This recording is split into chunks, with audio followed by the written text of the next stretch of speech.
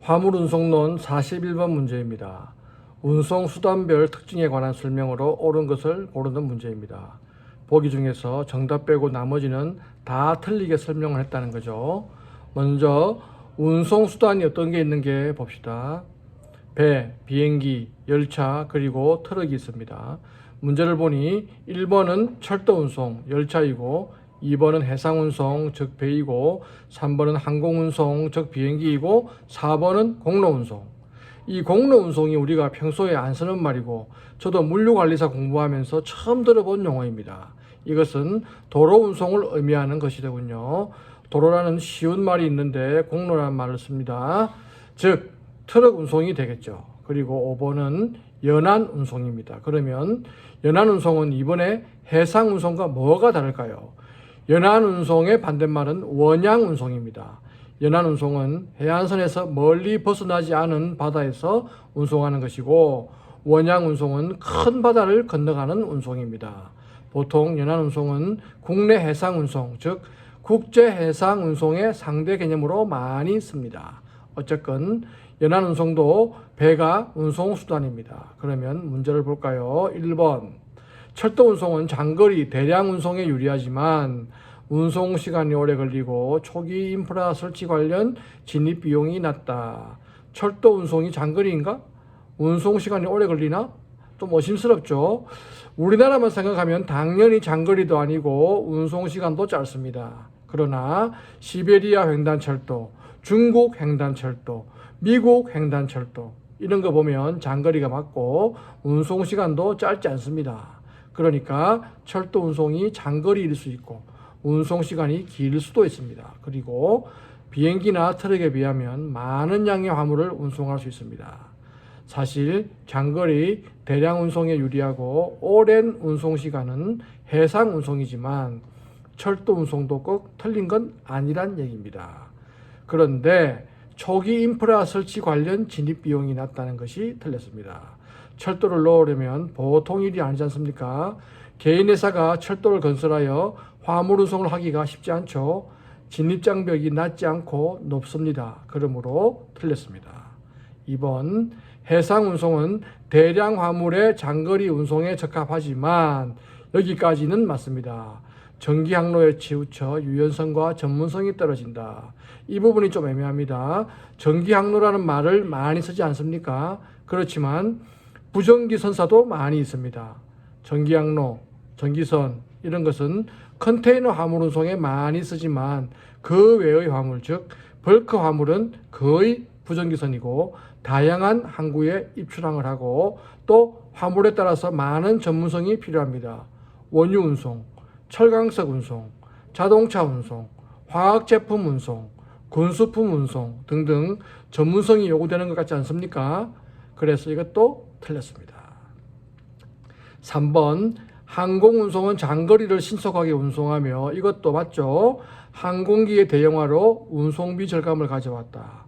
이 부분이 또 애매합니다. 배, 비행기, 열차, 트럭 중에서 운송비가 가장 비싼 것이 항공기입니다.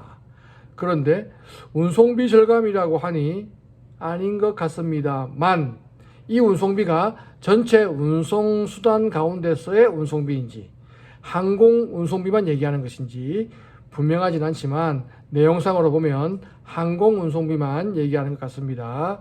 항공기가 커지면서 또 대형 화물 전용기가 등장하면서 항공 화물이 떨어진 것은 사실이므로 일단 맞는 것으로 보는 것이 좋겠고 만약 4번, 5번 중에서 더 맞는 것이 있으면 그걸 답으로 하고 그렇지 않으면 이걸 답으로 보는 것이 좋겠습니다. 4번 공로운송은 접근성이 가장 뛰어나지만 일회 수송량이 적어 운임 부담력이 상대적으로 낮다. 공로운송은 도로운송이고 운송수단이 트럭입니다. 우리가 생활하면서 가장 많이 보는 운송수단이 트럭이므로 접근성이 뛰어난 것 맞습니다. 그리고 일회 수송량이 적어 이것도 맞죠. 다른 운송수단에 비하면 일회 운송량이 적습니다. 그런데 운임 부담력이 상대적으로 낮다. 이것도 애매한 말이 나왔네요. 운임 부담력 내용상으로 보면 접근성은 뛰어나지만 일회 운송량이 적어서 운송 단가는 높다. 뭐 이런 얘기가 나올 줄 알았는데 운임 부담력이 적다. 그러면 운임 부담력이 뭔가 살펴봐야겠죠. 운임 부담력은 운임을 부담할 능력, 즉 운임을 얼마까지 낼 수 있느냐. 운임이 얼마인데? 운임 얼마야? 그 운임 내가 내면 될 거 아니야. 기꺼이 높은 운임도 낼 수 있는 능력, 이런 걸 운임 부담력이라고 합니다. 그러면 이 운임 부담력은 화물이 얼마나 비싼가, 얼마나 급한가, 이런 것처럼 화물의 성격이 운임 부담력을 결정하는 것이지 운송 수단이 운임 부담력을 높이고 낮추고 하는 것은 아닙니다. 어쩌면 운송 부담력이 낮다라는 것으로 해석을 하게 해서 틀리게 하려고 함정을 판 것 같기도 합니다.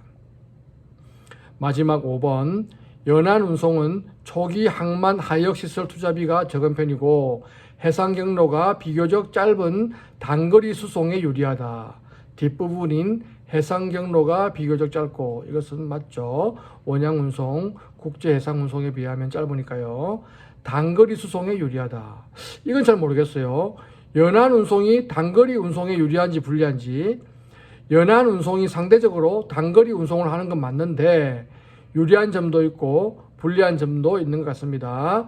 국내 도로 운송을 하기 애매한 것은 연안 운송을 하는 거죠. 예를 들면 도로로 운송하기 힘든 대형 구조물, 중량물 또는 아주 값이 싼 원목이나 모래 등등은 연안 운송하는 것이 좋지만 도로에 비해서 오래 걸리고 해안이 아닌 내륙으로 운송할 수 없고 등등 또 불리한 점도 있습니다.